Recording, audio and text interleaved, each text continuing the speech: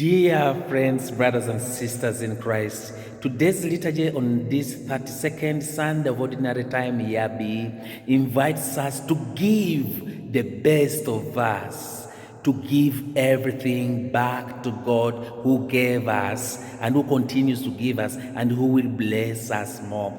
Dear friends, we have received a lot, the gift of life, the gift of our families, and many other gifts around us.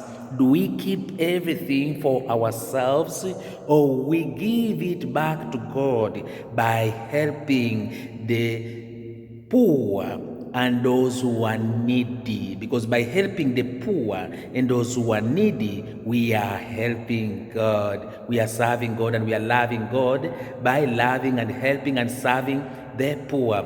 As we hear in today's first reading and the gospel, which talk about the widow, let's understand things clear right from the beginning. A widow has lost someone, meaning she is defenseless. She has no one to protect that person. She is kind of like abandoned. She feels, first of all, she's poor, she's abandoned, she is alone, nobody can defend her. The one who used to defend her and be there for her is now no more, meaning is defenseless. And there are many people like this who may not necessarily be widows because they have lost a partner, but people who are defenseless, who are marginalized, who are poor, who are fragile. Here we meet not only a widow who is defenseless, but that widow is poor. She's poor and is waiting to die. And she has a little bit of oil and a little flour. And then we see that Elijah comes in. Elijah is sent by God to send a message of hope, of goodness to all the people that he was to meet. And we too are sent by God. As long as we are alive, every day we are sent for a mission by God to bring hope to others, to bring good news to others, to be good to all those we encounter. Am I aware of this great, beautiful mission in my family? To be good news in the family, in the community, to be good news at work, on the way, to keep hope that even when the situation seems difficult, there is a hope I am bringing, there is a hope you are bringing, and we are encouraging each other. Elijah accepts to be a messenger of God, even without knowing where he is going. He allows himself to be moved by the Spirit of God inside him. And he ends up into this widow who is there desperate, but yet hopeful. And she's sincere. And Elijah asks for something to eat. And you know what the widow says? The widow says, I have just a little bit of flour, a little bit of oil, and soon this is what I am to eat, and with my child, and after I will have to die. And then Elijah just says, please just give me, prepare that, and I eat it.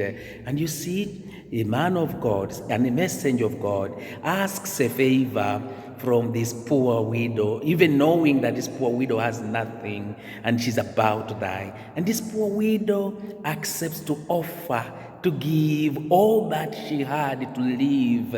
And that is what miracles are up to. When we give back our life to God, when we give the things that we have and that we add to God, God blesses us even more. Miracles begin happening when we share, not when we hold things for ourselves. And when we give everything, surrendering everything to God. In surrendering everything to God, in giving to God, this widow did not only give the flour to Elijah, who is a messenger of God, did not only give the oil, but she also gave her desperate situation. Her life, her whole life was given back to God. It's like saying, this life came back from you, and now it is to you that it returns. If it's your wish that I die after giving this to your messenger, Elijah, then let me die. But imagine this widow gives to a stranger.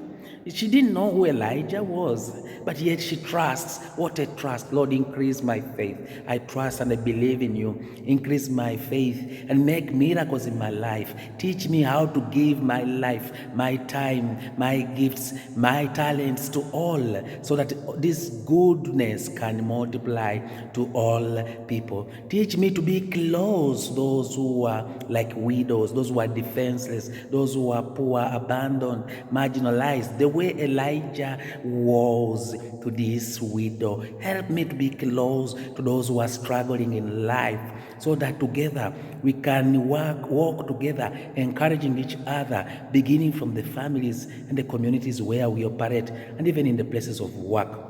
All of us need encouragement. Be an encouragement to someone. Be a source of inspiration to someone. Give life.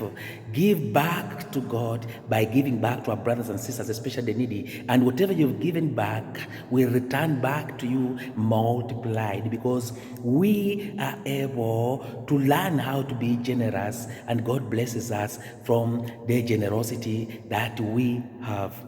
Another beautiful story of the widow is found in the gospel. Jesus goes to the temple to pray, and we see that as he enters the temple, we see that many people are coming with big coins, big monies, and throwing and making noise in a container with treasure which was making noise, meaning they are showing off. And this widow comes with her silent coins, very worth, very minimum, and she gives it all. And this money was meant to be given for the well-being of the church and also well-being of the people, especially those who are poor. You see, the widow, poor as she is, with the little she has, she offers everything to the treasury there. And Jesus notices that, and Jesus praises her. He says, this lady who put only 2 simple little cents coins, which were not making noise, has put more than all the big, huge sums of money that other rich people put. Because those other rich people put in order to be seen, to be noticed. Yes, I'm the one who has sponsored this, but yet she gave only the little she had, and she gave it all as it is to the treasury, to God, but also for the needs of the poor. And Jesus praises this widow who gives the best and everything that she has, so that others can live. What a big faith this widow can teach us, that even when she knows that this is all she has, she gives back, and this is how miracles happen. So dear friends, as we continue getting inspiration from the Gospel of Mark, chapter 12, verses 38 to 44, let's learn that it's not how much we give that counts, but how much love we put into the giving, how much love we put into what we do. This is what Saint Mother Teresa of Calcutta used to say. That's not about the huge quantity of what we do, though that is important, but it's also with whether what I do, I put my heart into it. I put love into what I do. That's what makes the difference. Many people today, especially those who are struggling, even in the hospitals, in the refugee camps, want people who are there for them, physically staying there, accompanying them. It's the heart that we put into something that makes a difference, where someone says, yes, I can see a human person who has come to visit me. I can see a brother who is concerned about my suffering. I am not alone. I will make it. And I can see that I am not alone. So it's not so much what we do, the much that we offer, but it's especially when we offer everything to the Lord, and especially when we offer it from the heart.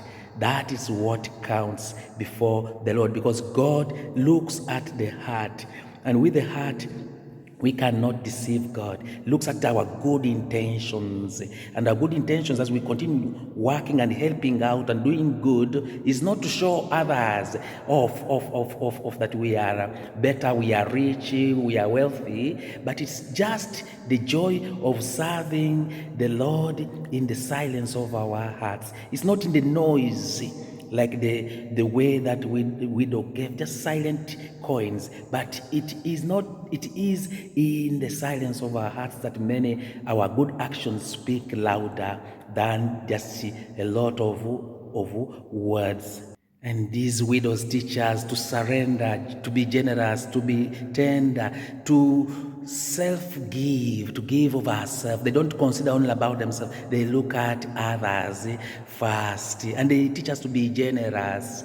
And these are generous people we find even in our parishes, in our homes, in our communities. People who offer the little or the much they have, and they offer it with their heart. They offer it without counting a cost, without expecting any reward. And that's what we are able to learn from them, so that we too can continue being generous with our time, with our gifts, with our talents, so as to share them and to promote life, so that people can enjoy life with the Lord and with each other in this world and in the life to come. Blessings from Jerusalem, dear friends.